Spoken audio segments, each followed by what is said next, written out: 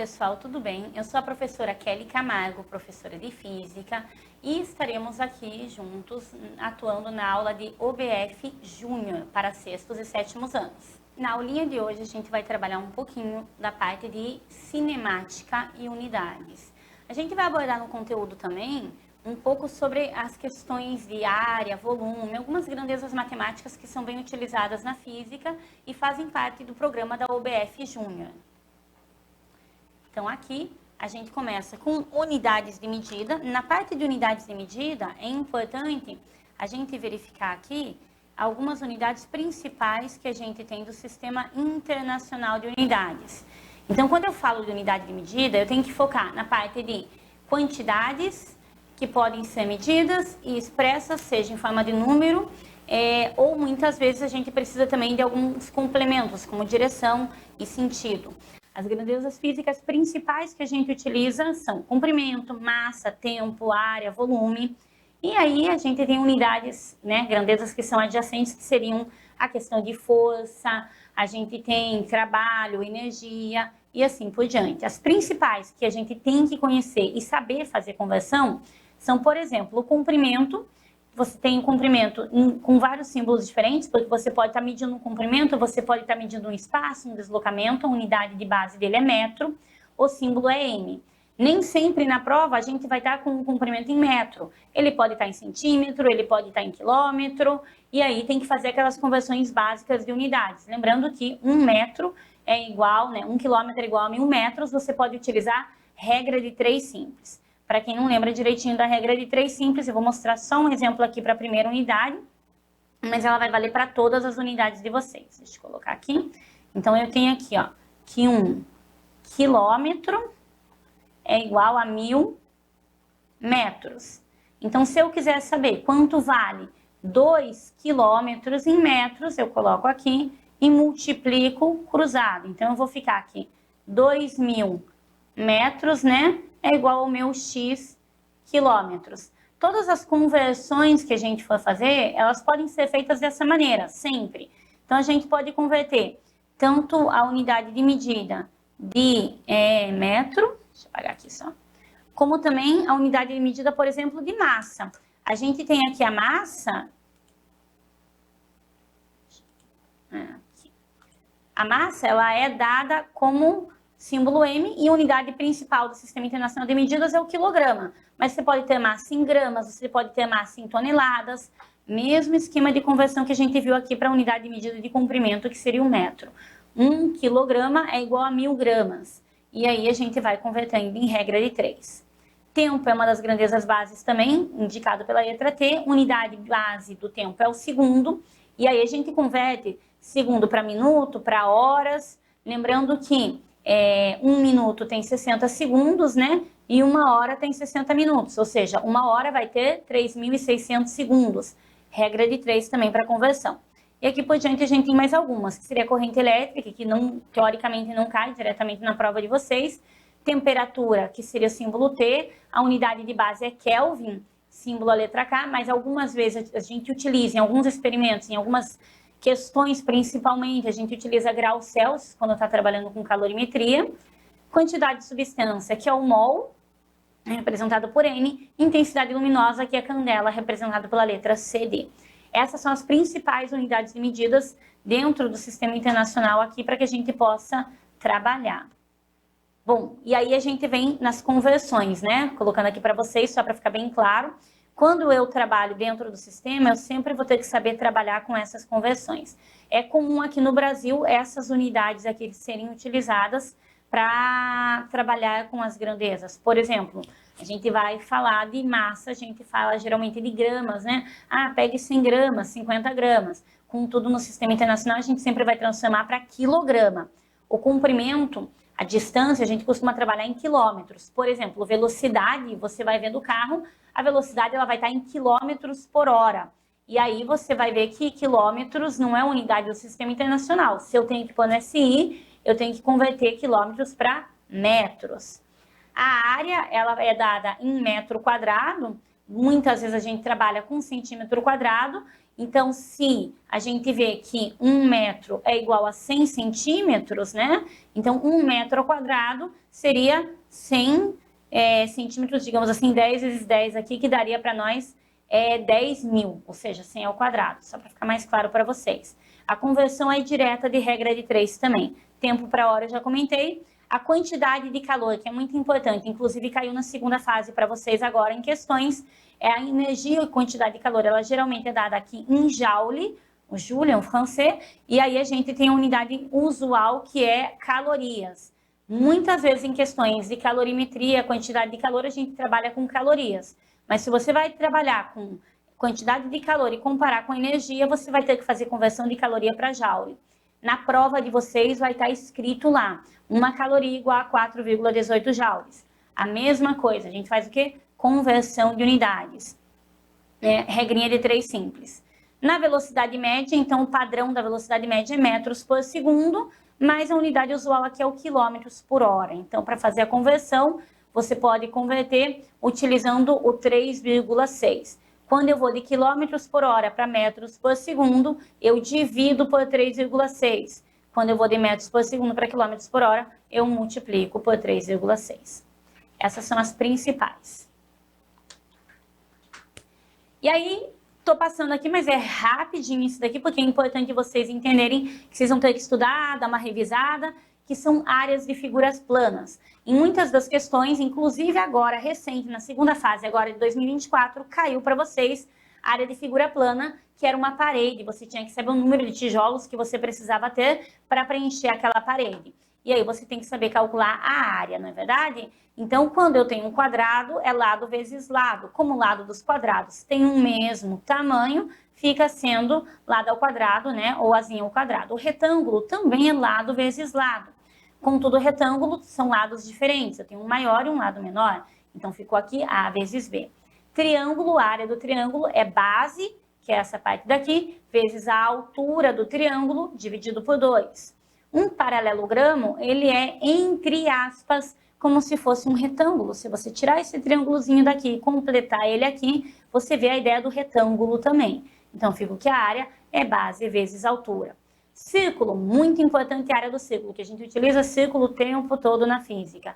A área do círculo é dada por πr ao quadrado. Atenção que na prova de vocês, geralmente eles mandam utilizar π igual a 3. Então, eles arredondam o π igual a 3 já para facilitar. E essa informação vai estar na prova para vocês, certo? R é o raio da circunferência ou do círculo de vocês ali. A área do trapézio é menos usual cair, mas aí ó, seria a base maior, que é esse, né, ladinho maior aqui, mais a base menor que está aqui em cima, essa soma multiplicado pela altura dividido por 2. O losango, na verdade, você tem aqui a diagonal menor vezes a diagonal maior dividido por 2. Os principais, ao meu ver, que vocês têm que saber claramente é sempre círculo, quadrado, retângulo, triângulo aqui, que são os que mais têm tendência a cair nas provas da UBF. Volume. Volume é importante? Sim. Em alguns casos, a gente tem que saber calcular volumes de alguns sólidos para poder levar a questão da UBF pela frente. E aí a gente vai analisar o volume. Se ficar difícil para vocês, tem uma maneira aqui que pode facilitar para que vocês entendam a ideia do volume. E aí, veja bem que interessante, né? Só para contar aqui. Na área, quando eu tenho área, a gente costuma dizer que a unidade de medida é 1 metro quadrado. Por quê? Porque tem uma dimensão lateral de metro vezes metro, não é isso que eu vi? Por exemplo, a área de um quadrado, supondo que seja um quadradinho, eu tenho A vezes B. Esse A, que a unidade dele está em metros, B, a unidade está em metros. Então, a área desse quadrado é A vezes B, ou seja, metro vezes metro, que me dá metro quadrado. Ok? E se eu for para o volume? Quando eu vou para um volume, vamos pegar esse volume aqui desse cubo, o que eu tenho aqui? Eu tenho esse lado daqui, vezes esse lado daqui, vezes esse lado aqui. Ou seja, eu tenho um aparato tridimensional, que tem 3 dimensões.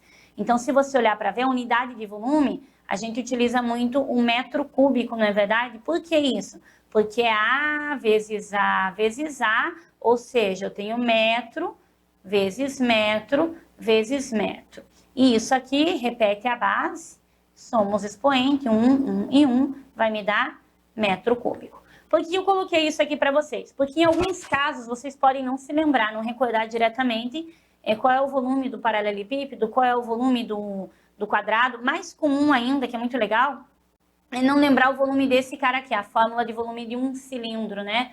E caiu, inclusive, na prova do OBF de segunda fase, é um cilindro. Veja, o cilindro, se você olhar, a base dele aqui é uma circunferência, não é? É um círculo a base. Então, eu tenho aqui uma área da base, que seria a área de um círculo. Essa área do círculo, a gente acabou de ver ali, que é π vezes r ao quadrado. Se eu calculo a área da base, então eu vou multiplicar agora, né? Pelo quê? Pela altura, que seria minha terceira dimensão aqui. Então, multiplicando essa área daqui pela altura, eu vou ter o quê? Π r ao quadrado vezes h, que vai me dar o volume desse cilindro. Fica claro para vocês? Então, eu não preciso ficar decorando todas elas. Muitas delas eu consigo tirar unindo fórmulas. Sempre que eu tiver um sólido e ficar confuso, lembre, se eu conseguir achar a área da base, eu posso tentar calcular o volume começando por aí. Começando, porque nem todos esse sisteminha aqui funciona. A gente já vai ver um que não dá. A área, o volume da esfera também é muito importante a gente trabalhar, que é o 4/3 de πr ao cubo. R é esse raio aqui. Π, geralmente a prova manda você utilizar π igual a 3. Então, aqui você acha o volume da esfera. O cone, gente, o cone é um exemplo de quando que só saber a área da base não me ajuda suficientemente. Por quê? Porque o cone, ele tem uma base, uma areazinha, né, de base igual a do cilindro. Contudo, se você parar para ver aqui, ó, ele não é um cilindro, ele tem essa parte aqui que é vazia, tá vendo? Isso daqui é vazio, isso daqui é vazio, não é todo preenchido. Então, quando a gente vai fazer a área do cone, a gente percebe, o volume do cone, a gente percebe que é como se eu tivesse aqui um volume que é um cilindro dividido por 3, ou seja, é o volume do cilindro dividido por 3. E é isso que a gente tem aqui, ó. A gente tem 1/3 de πr ao quadrado vezes h. Então, aí a gente chega no volume do cone, semelhante ao do cilindro, mas como eu tenho os espaços vazios aqui, o volume do cone acaba sendo 1/3 do volume do cilindro. Já a pirâmide é semelhante à ideia, que é uma pirâmide que eu tenho com base quadrada. Então, como a base é quadrada, né, a área minha da base é a área de um quadrado, que é a vezes a, que dá a ao quadrado. E aí eu multiplicaria pela altura, né, seguindo aquele conceito. Contudo, na pirâmide também eu vou ter espaços vazios. Por quê? Porque a pirâmide não é um cubo. Como ela não é um cubo, eu não vou ter a mesma resposta que o cubo. E aí, a gente tem o quê? A gente vai ter a área, né, vezes a altura, dividido por 3, semelhante ao que a gente tem para o cone. Então, aqui é uma revisão rápida, uma ideia rápida para vocês de como que a gente calcularia essas áreas. Eu acho importante e interessante vocês pensarem em estudar, fazer uns cálculos, pega um livro aí de matemática, pega algumas aulinhas a mais do YouTube para fazer cálculos de volumes diferentes e áreas diferentes. Porque cada vez mais nas provas da UBF tendem a cair esses cálculos de área e volume. E, para completar, também recentemente a gente vai ver isso também em hidrostática, mas só para a gente iniciar, existe uma grandeza aí que vocês já conhecem desde o 6º ano, que é a densidade. Lá no 6º vocês já trabalharam, viram esse conteúdo de densidade. E o que é a densidade? A densidade nada mais é do que a massa do meu corpo dividido pelo volume dele. Supondo esse corpo que eu tenho no desenho aqui, vamos supor que ele é um cubo, na verdade, né? Sendo ele um cubo, se eu tiver a massa desse cubo sendo igual a 100 gramas, por exemplo, e eu tiver uma das arestas dele ali, então o volume dele nada mais é para mim do que o A ao cubo. Se a aresta for, vamos colocar aí 1 para facilitar a nossa vida, vai ficar 1 ao cubo aqui, então o volume seria 1 centímetro cúbico. Eu posso encontrar a densidade como sendo 100 dividido por 1, o quê? Grama por centímetro cúbico. Ó, grama, unidade de massa, centímetro cúbico, unidade de volume. E aí a gente encontra a densidade. Então, densidade é uma grandeza que a gente utiliza bastante na física também, para fazer muitos exercícios. E é importante, por esse motivo eu coloquei aqui, a gente saber calcular o volume. Muito importante, tá bom, gente? Importante demais saber calcular volume, senão a gente não consegue achar a densidade. Bora lá. E agora que eu dei uma introdução rápida, extremamente rápida, de matemática e unidades para vocês, a gente pode falar um pouquinho, entrar um pouco na parte de cinemática. Para a gente entender um pouco de cinemática, a gente tem que entender, primeiramente, as questões de posição, distância percorrida e deslocamento. Um objeto, eu estou em uma determinada posição, eu consigo identificar a minha posição. Se eu saio da posição que eu estou e vou para um outro local, eu tenho uma distância que eu percorri, porque nem sempre a gente pode apenas andar em linha reta. Então, você sai da sua sala de aula e vai para a cantina. Você tem que desviar de carteiras, tem que passar pela porta. Então, você tem uma distância percorrida. Contudo, o teu objetivo foi chegar na cantina. Então, você saiu da sala, chegou na cantina. Teu deslocamento é exatamente a distância entre o ponto que você ocupava inicialmente, a posição inicial, e a sua posição final, sem se preocupar com o quanto você caminhou, qual a distância percorrida. Então, para que fique bem claro, a distância percorrida é o quanto eu caminhei. Sabe aqueles relógios de pulso que vão medindo os passos? Então, isso é a tua distância percorrida, o quanto eu caminhei. E o deslocamento é a diferença entre a posição final e a posição inicial. Então, vamos lá, só para ficar bem claro aqui. Essa posição A, ela poderia ser dada como 0. Em A, a posição minha era 0 quilômetros. Quando eu cheguei em B, a minha posição final aqui era 30 quilômetros. Então, o meu deslocamento é posição final menos inicial. 30 menos 0 vai me dar 30 quilômetros, deslocamento. Mas eu não pude andar em linha reta, então eu fiz uma distância percorrida. Minha distância percorrida foi caminhar todo para chegar até B. E a minha distância percorrida aqui foi 50 quilômetros. Fique bem claro a diferença entre esses dois, porque a gente precisa disso na física. Daí, quando a gente vai para a cinemática, a gente também vai discutir agora aonde entra, né, a distância percorrida e a posição. Quando eu falo de velocidade média, eu estou falando qual foi a velocidade média com que você se deslocou da sua sala até a cantina. E dentro desse conceito, eu considero o deslocamento, a mudança na posição. Então, eu saí de A e fui até B. A minha posição final menos inicial me dá o deslocamento, e o deslocamento, dentro do tempo que eu levei para fazer isso, esse percurso, vai me dar a velocidade média. Mas em algumas questões ele vai lhe pedir sobre a rapidez média. Então rapidez é diferente de velocidade, professora? A rapidez é quão rápido você percorreu aquela distância. Então, para a rapidez, você tem que considerar a distância total percorrida.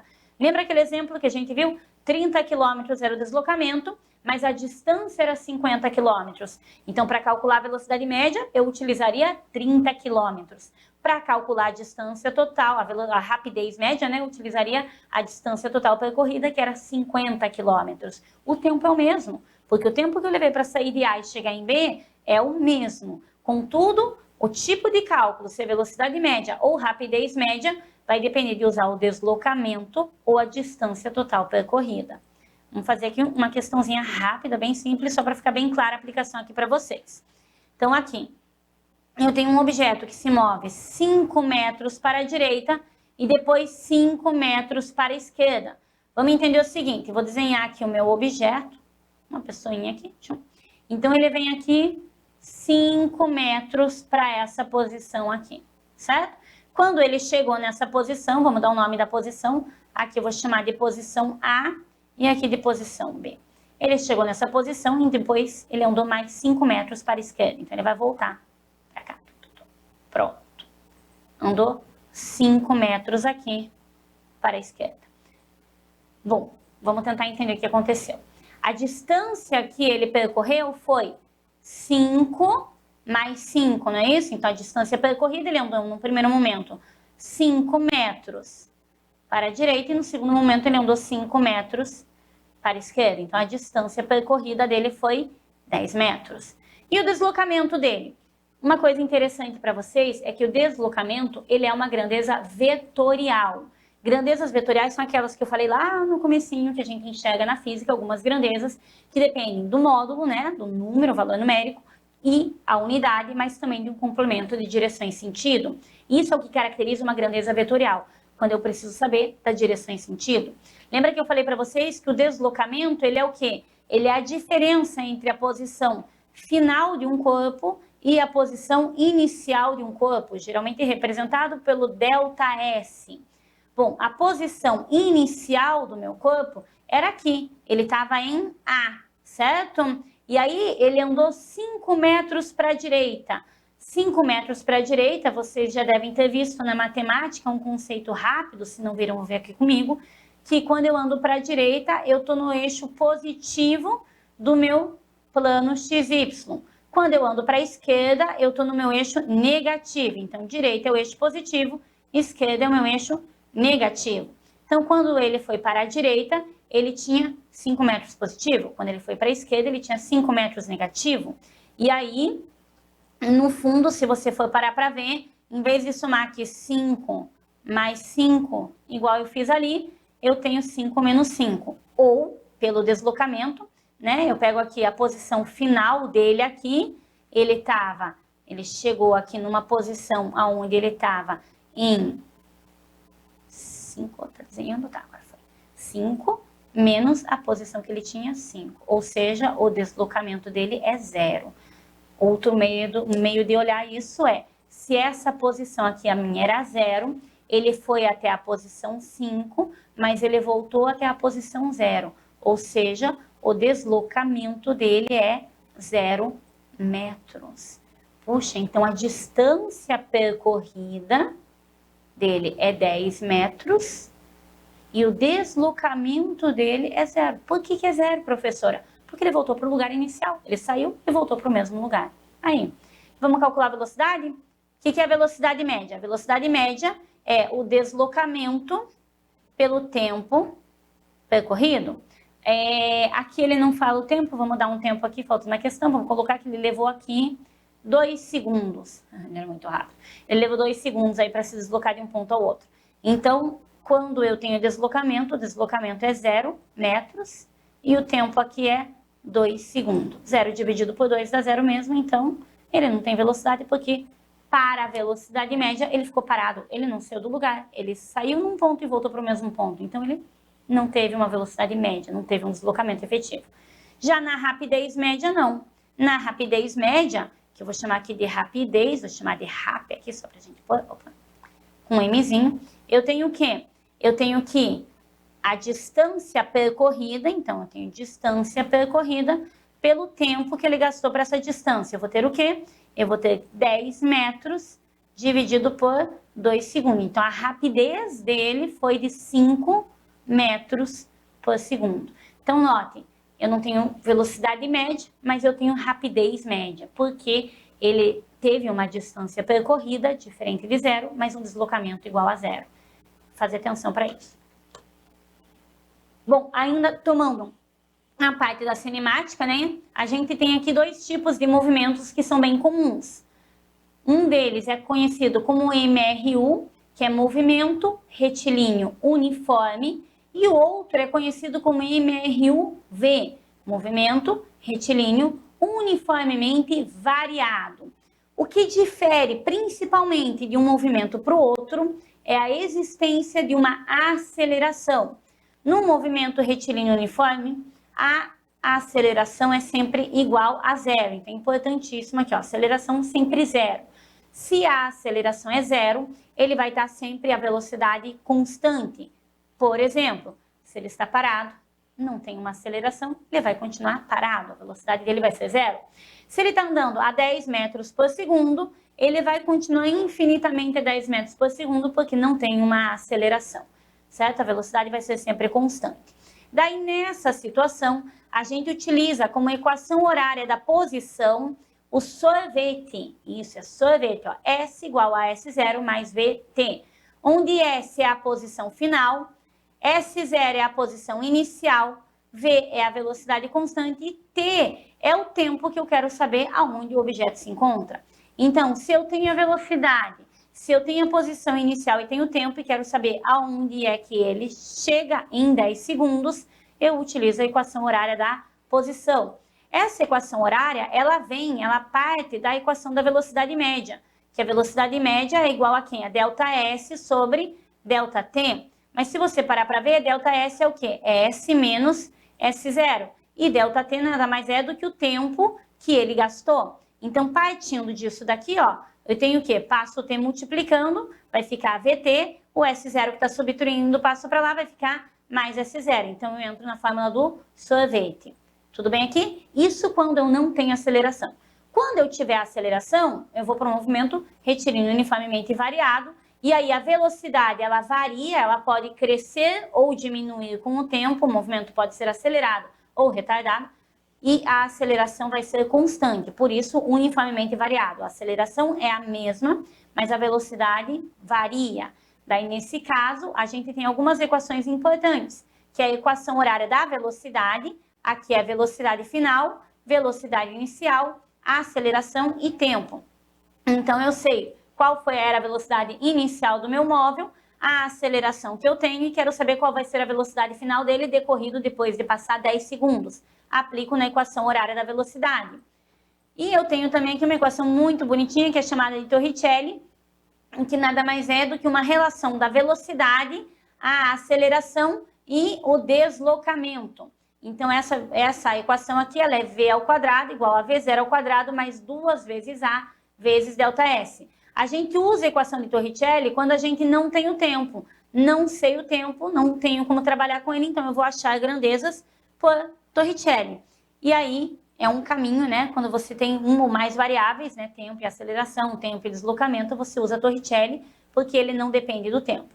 E claro que o movimento retilíneo uniformemente variado também teria que ter a equação horária da posição. Contudo, como eu tenho uma aceleração, ó, o S meu, né? S igual a S0 mais V0T, tá aqui, que é o sorvete, mas agora eu tenho uma aceleração, então esse movimento por ter uma aceleração tem mais um termo aqui.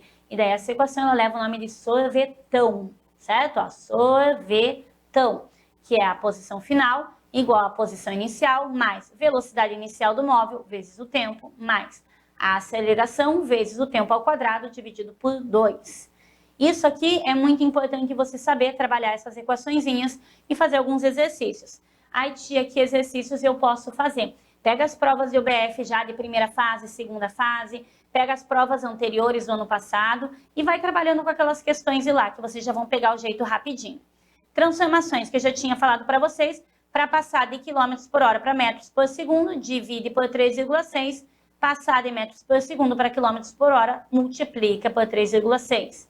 Horas para segundo, multiplica por 3.600, segunda para horas, divide por 3.600. Unidades, né? Posição a gente já tinha visto, né? Que é o comprimento, metros, tempo é segundos. A gente tem que a velocidade, metros por segundo, e a aceleração vai ser metros por segundo ao quadrado. Há mais uma equação? Tem sim. Dessa equação horária você pode também trabalhar com a aceleração média, que seria o quê? A aceleração seria, né, ΔV sobre ΔT, quando eu tenho uma variação de velocidade em relação ao tempo. É uma outra opção, mas essa equação, da mesma forma, ela chega na equação horária da velocidade para vocês. Tudo bem, gente? Bora lá. Agora, só para que fique bem claro, aqui a gente vai observar um veículozinho, né, que a gente tem o carrinho azul se movimentando diante de uma régua, e a gente percebe que no movimento retilíneo uniforme, os ΔS em termos do tempo, eles têm que ser iguais. Então, para um mesmo intervalo de tempo, eu tenho que sempre ter um mesmo ΔS. Por que isso? Porque aqui eu não tenho aceleração e a velocidade, ela é constante. Então, aqui eu tenho velocidade constante. A aceleração aqui vai ser igual a zero, não tem aceleração. Já no movimento retilíneo uniformemente variado, eu noto que há uma diferença, né, nos meus deslocamentos. Aqui devia ser no mesmo espaço, mas se a gente pegar mesmo, aqui é no mesmo instante de tempo, você nota que esse tamanho, ele vai sendo modificado. Por que isso? Porque aqui eu tenho a aceleração. Por assim, ó, V vai ser sempre maior, né, ou menor com o passar do tempo, ou seja, V não é constante, porque eu tenho uma aceleração agora que pode ser maior que zero ou uma aceleração que pode ser menor que zero. É só para a gente diferenciar. Tudo bem, gente? Então, bora lá.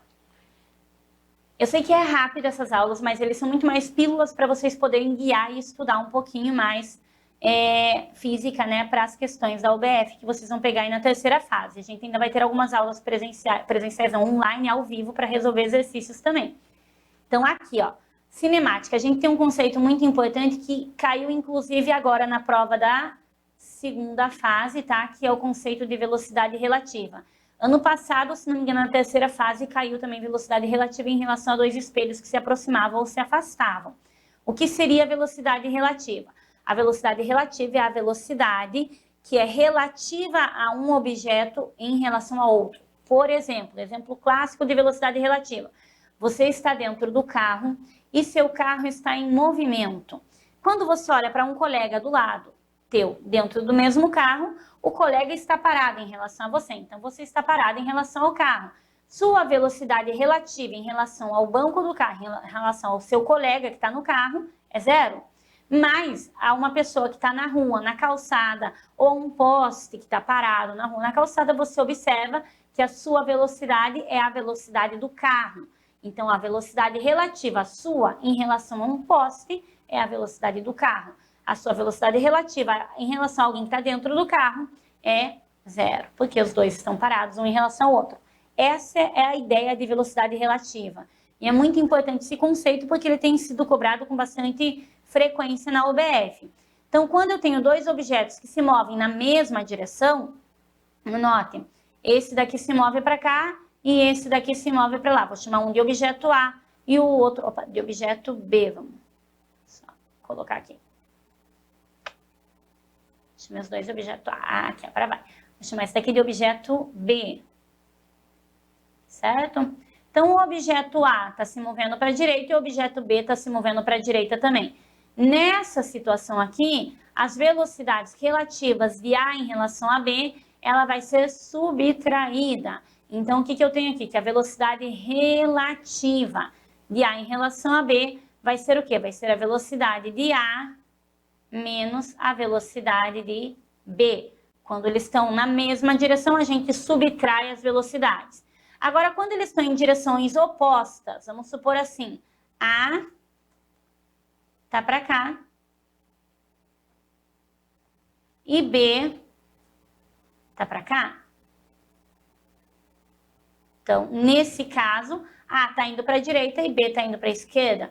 Nessa situação aqui, as velocidades elas vão se somar. Então, a velocidade relativa nessa situação é igual à velocidade de A mais a velocidade de B. Muito simples, gente. Imagine que você está lá no trânsito e tem um carro correndo na frente do carro do seu pai. E você vê aquele carro correndo e o carro do seu pai está atrás mais devagar. Você nota que a velocidade entre os dois carros existe, ou seja, você não está parado, então a velocidade relativa do carro que está correndo em relação ao teu carro é menor do que a velocidade dele em relação a um poste, mas existe uma diferença de velocidade em relação a você. Ó, diferença de velocidade, subtração, diminui uma da outra.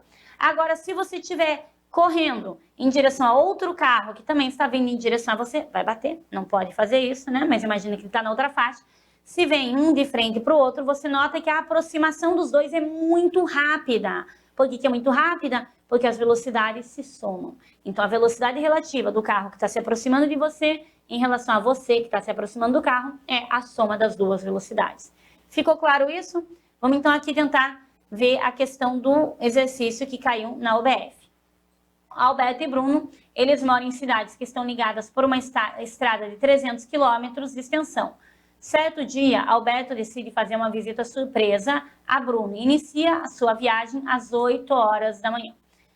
Coincidentemente, Bruno tem a mesma ideia e parte em direção à cidade de Alberto às 8h27 da manhã. Sabendo que Alberto e Bruno dirigem durante esse percurso seus automóveis com velocidade média, ou seja, uma velocidade aí média mesmo, Alberto sendo 60 km por hora e Bruno sendo 80 km por hora, respectivamente, então determine o intervalo de tempo em minutos contados do início da viagem em que o carro de Alberto cruza com o carro de Bruno. Ele quer saber quanto tempo vai levar para os dois veículos se encontrarem. Então, para isso daqui, a primeira coisa que eu tenho que fazer é ver o quanto que Alberto andou antes de Bruno começar o caminho dele, certo? Então, eu tenho aqui que a velocidade de Bruno, ver se eu consigo fazer nesse espacinho aqui, a velocidade de Bruno vai ser igual ao deslocamento que ele vai percorrer, né, em relação ao tempo que ele viajou. Ou a gente pode utilizar também a equação horária, que é S igual a S0 mais VT. S é o que eu quero descobrir, S0 considera a posição inicial 0, a velocidade dele aqui tá em quilômetros por hora, que tá em 60, então significa que o meu tempo, que é de 27 minutos, né, porque Alberto saiu 27 minutos antes de Bruno, tem que ser passado para horas. Então, a gente divide esse 27 aí por 60, né? Uma hora tem 60 minutos, só para lembrar vocês, você vai fazer assim, regrinha de 3. Uma hora é igual a 60 minutos. Então, X horas vai ser igual a 27 minutos, certo? E aí, você vai descobrir que X vai ser igual a 27 dividido por 60, que vai lhe dar algo em torno de 0,45 horas. E aí você vai multiplicar aqui por 0,45. E aí a gente vai encontrar, vamos fazer essa continha aqui, vai dar 6 vezes 5 aqui dá 30. Deixa eu ver se eu consigo fazer lá de cabeça com vocês. 6 vezes 4, 24, então dá 27, vai sair a C0 aqui, 27 quilômetros. Certo? Aqui. Canetinho. E aqui a gente tem, opa, borrão. Deixa eu pôr a unidade direitinha para vocês.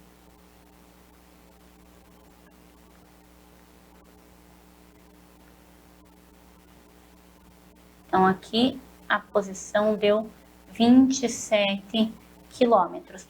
Essa é a posição em que Bruno está em relação a... em Alberto está em relação a Bruno, quando o Bruno resolve sair de casa para encontrar ele, certo?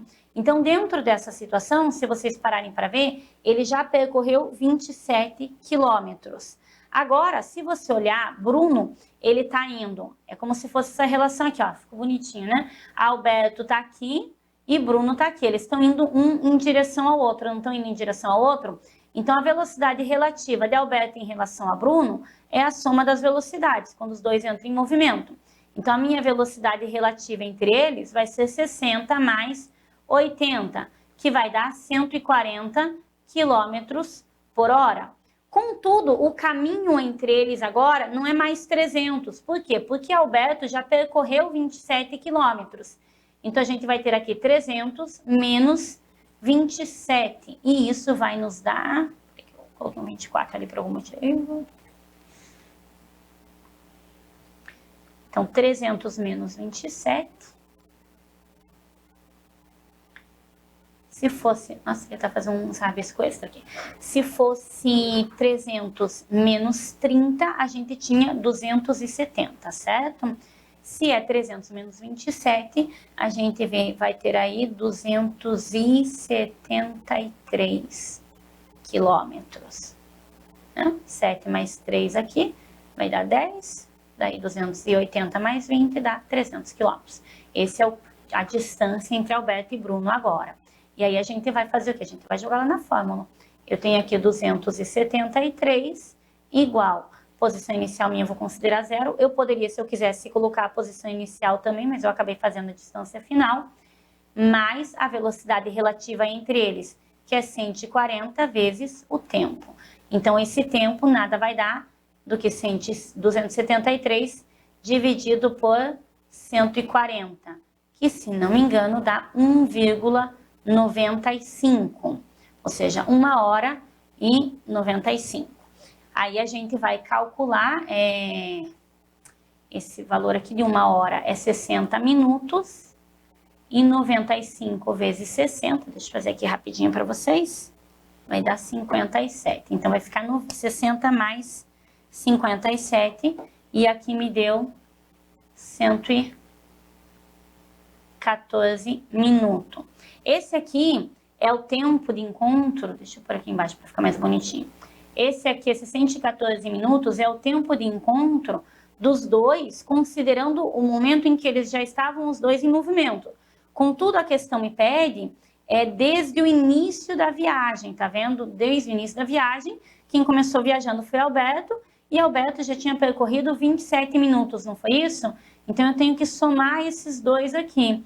E somando isso daqui, se não me engano, dá 144 minutos. Então, a resposta aqui seria 144 minutos. Da letra A. Sim, há um erro no gabarito, né? Na prova da UBF está diferente, mas essa aqui é a resposta correta.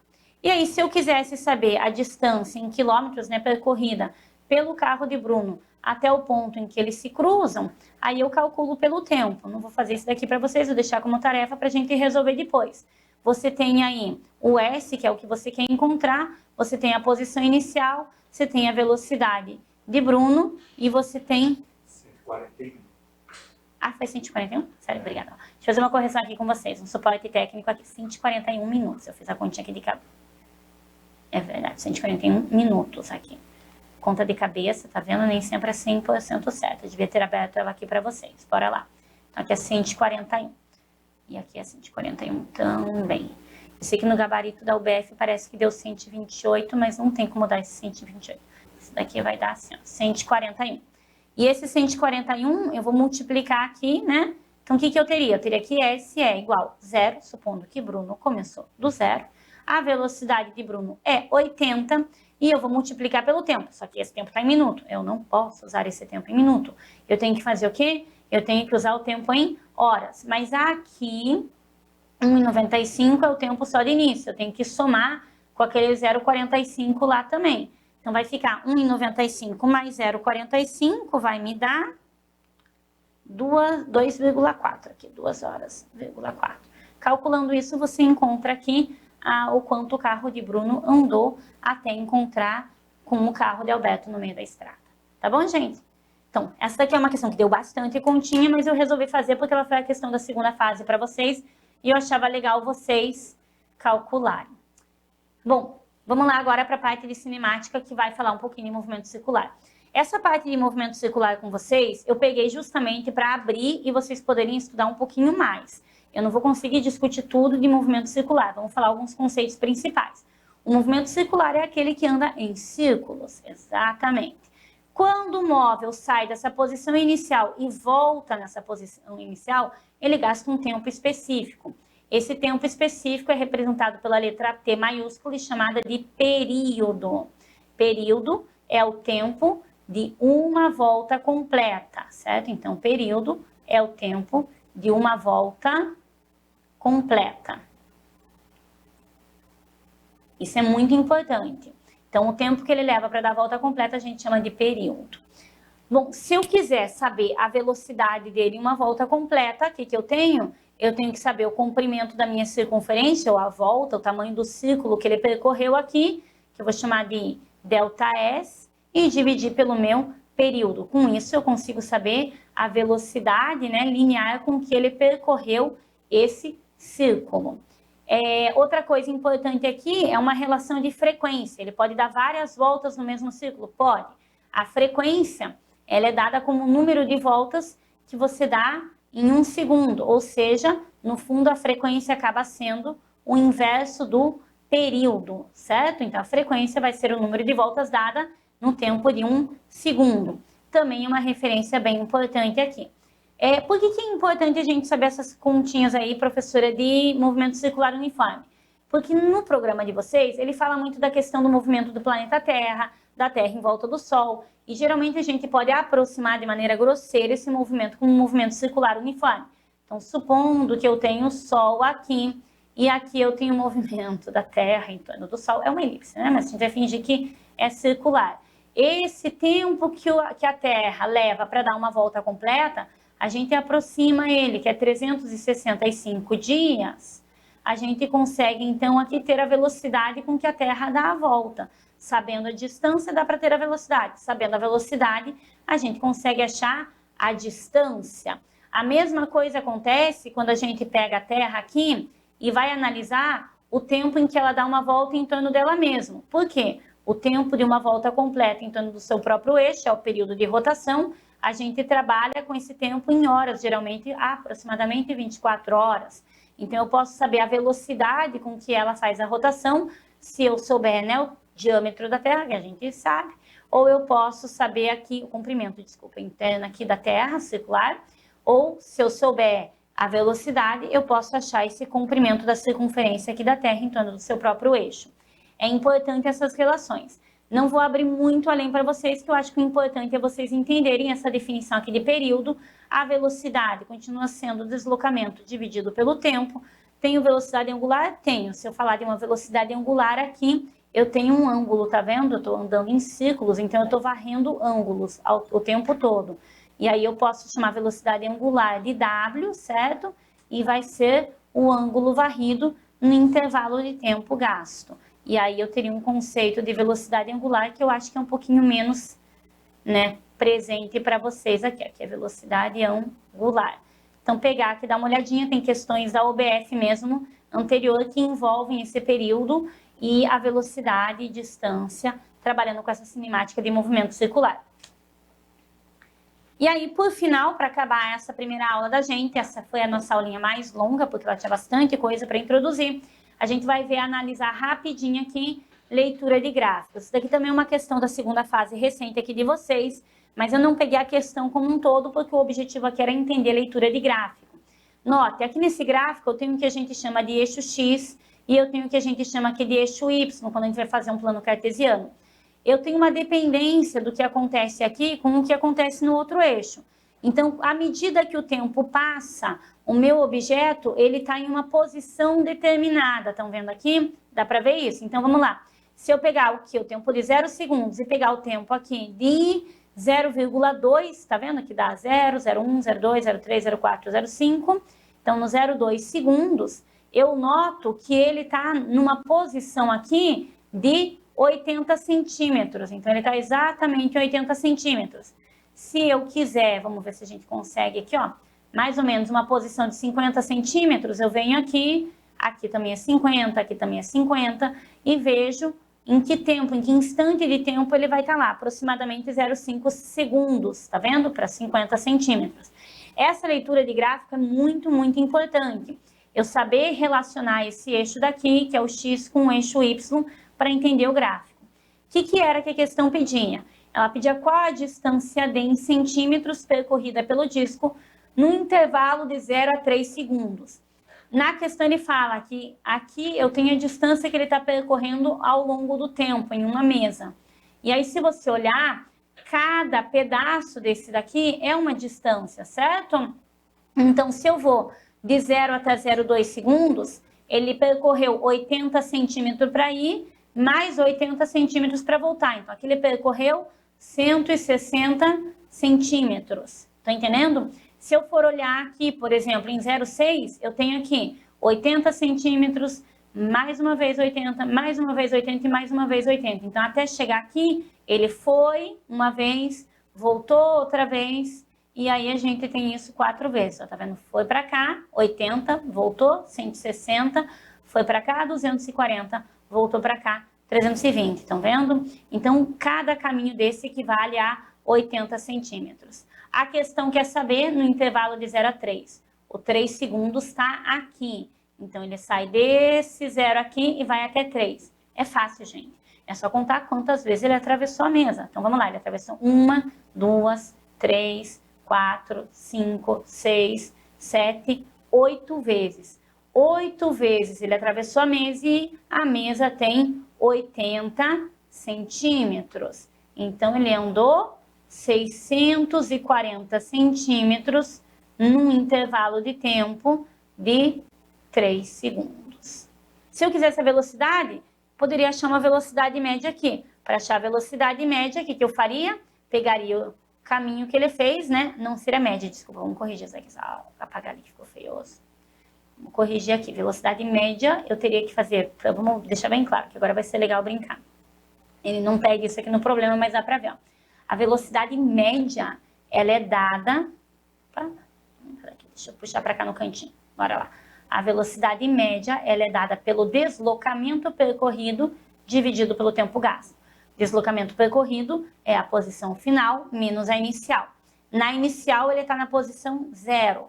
Na final, ele também está na posição 0. Então, a velocidade, o deslocamento dele é 0, tá vendo? O tempo de 3 segundos, a velocidade média dele vai ser 0 metros por segundo. Se eu for querer ver a rapidez, agora dá, né? Então, vou pôr aqui rapidez média. O que eu vou ter? A distância percorrida, que é os meus 640 centímetros, dividido por 3 segundos. E aí, isso daqui vai dar 64 dividido por 3, dá 21,33 aqui. Então, a gente pode dizer que dá para dizer aproximadamente aqui 213 centímetros por segundo. Só aproximado. Certo, gente? Então, veja. Para essa primeira aula, é isso que a gente tem que discutir. A aula é para ser rapidinha mesmo. Vocês têm que pegar esses conteúdos agora, estudar, procurar no material didático mesmo, fazer questões e treinar, praticar. Logo, logo a gente vai ter um encontro online ao vivo para fazer questões juntos e tirar a dúvida de vocês. Nossa próxima aula aí é sobre dinâmica. Tchau, tchau, pessoal!